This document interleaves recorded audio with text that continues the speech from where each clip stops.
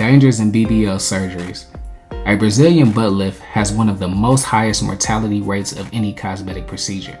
To the people that are unfamiliar with Brazilian butt lifts is when a doctor removes excess fat from your abdomen, arms, inner thighs, love handles, and injects them inside of your butt. Now yes, every surgery has risks, but the BBL is looked at way much more due to death accounts that are associated with this surgery. Now let's get to the story of Samantha Santana. Samantha was bright, loving, and a very hardworking young lady. Her mother described her as the type of young lady that would give you the shirt off her back. If Samantha had her last dollar, she would give it to you, is what her mother said. She loved children and had a great heart. Samantha battled with self-esteem and image issues, which only worsened after she gave birth to her now 7-year-old son. Then Santana found a magic bullet on Instagram, Goals Plastic Surgery, which had a location in Harlem and an Instagram page with 1.2 million followers, showcasing perfectly round behinds that resulted in a Brazilian butt lift. But Samantha wasn't interested in flaunting her physique. Samantha wasn't even being curvy or going out, Aaliyah said. She just wanted to be more comfortable in her body. After the surgery, she was going to be happy with herself, her sister Aaliyah said. At Goals, the BBL, which is not covered by insurance, is offered at discounted prices. According to a text message with the Goals employee, Santana was quoted $7,300 for the procedure. Dr. David Schaefer, a double-board certified plastic surgeon on the Upper East Side non-affiliated with Goals, told the post-procedure usually costs anywhere from $12,000 to $25,000. Despite her family misgivings, Samantha put down a deposit for the surgery and researched the doctors for months. Leading up to the procedure, her Goals coordinator said that her BMI was too high, so she was given a pricey ultimatum. They put her on a deadline. They said you need to get your BMI to this amount before this date or you will lose your deposit. So Samantha basically went on a crash diet, eating once a day so she didn't lose out on her money. Santana dropped about 10 pounds in 2 weeks, and on the morning of September 23, 2020, she arrived at the West 135th Street location, ready to kickstart her new life. When she got there was an initial wrinkle. The doctor scheduled to operate on her, whom she had diligently researched, was swapped for another doctor. In Samantha's contract, the clinic reserved the right to switch doctors as they see fit. Samantha was a little more reserved and on the shy side. Maybe another person would have been like, "Oh no, where's my doctor?" said Negron, who works as a liaison in the Monty Medical Center. Plus, she had already taken Xanax and Oxycodone, prescribed to numb her for the procedure, which her mother said had rendered her woozy. Still, Samantha went ahead with the surgery, and her boyfriend picked her up around 4 p.m. The next morning, she was pronounced dead at Jack D. Weiler Hospital. Her official cause of death was a toxic combination of oxycodone, Xanax, lidocaine, and fentanyl. Samantha's mother said this is one of the worst things that she's ever had to experience. You aren't supposed to bury your children. Your children are supposed to bury you. Sadly, Santana wasn't the only one to die or require extensive corrective surgery after a procedure at Goals. According to an explosive Marie Claire investigation into the New York City-based clinic, the practice is a little shop of horrors, using deceptive social media methods to lure vulnerable women.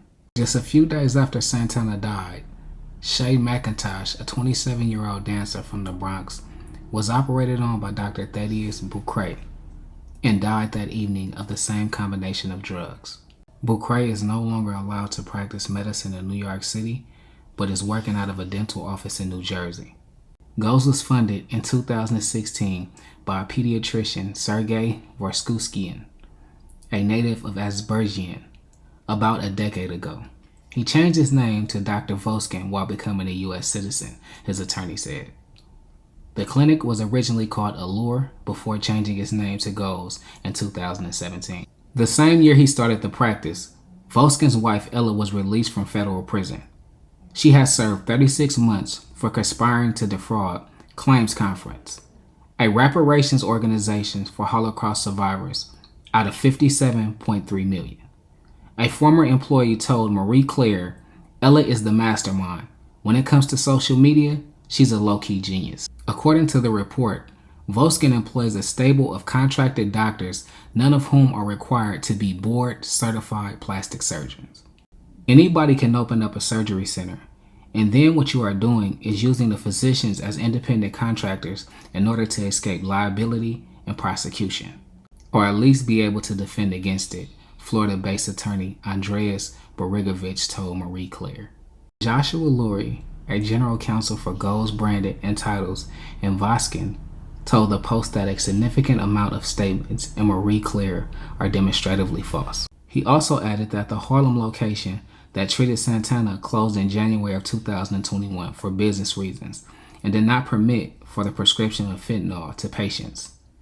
He also said that federal law prohibits them from commenting on specific patients without a hyper release from the family. Schaefer told the Post that he's seen an alarming number of patients seeking corrective surgery from botched BBLs done in clinics in other countries. He said patients should choose board-certified doctors and have numerous consultations and ask questions, especially about post-operative care. Aaliyah's sister remembers calling Samantha around 8 p.m. the evening of her surgery to check in. In hindsight, Samantha resembled someone overdosing, Aaliyah said. She still couldn't even talk to me. She would still doze off at 8 o'clock at night, about 4 hours after her boyfriend picked her up, Aaliyah said. Samantha's mom FaceTimed her daughter around 11 p.m. She was just like, "Mommy, I'm in so much pain." She was still very woozy, Samantha's mom said, and I expected her to be in pain, so I thought it was normal. They both said, "I love you," and hung up the phone. Then around 3 a.m., Negron's phone rang. It was Santana's boyfriend telling her that she wasn't breathing. Negron threw on clothes and raced to her daughter's home, where EMTs tried to revive her. They transported her to the hospital, where she was pronounced dead. Soon after, Negron and her younger daughter went to the Harlem location of Goals to demand answers.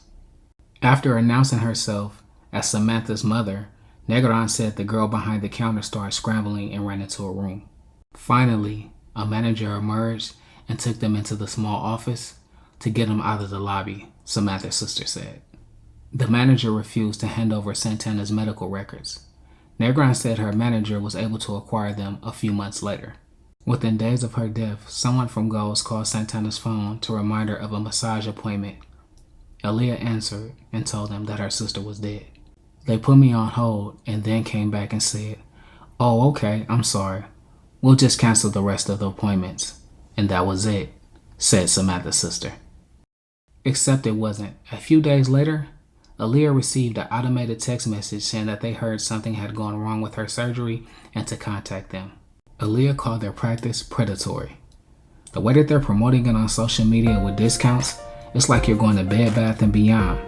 So it targets people who they know can afford the real deal, she said. Next month will mark the 2nd anniversary of Santana's death. While they can't bring back Samantha, she and Aaliyah continues to speak out in hopes that prospective Goals patients will do their research and understand the dangers of the procedure.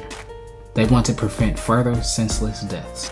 So ladies, let's please stop dying to look pretty, and rest in peace, Samantha Santana.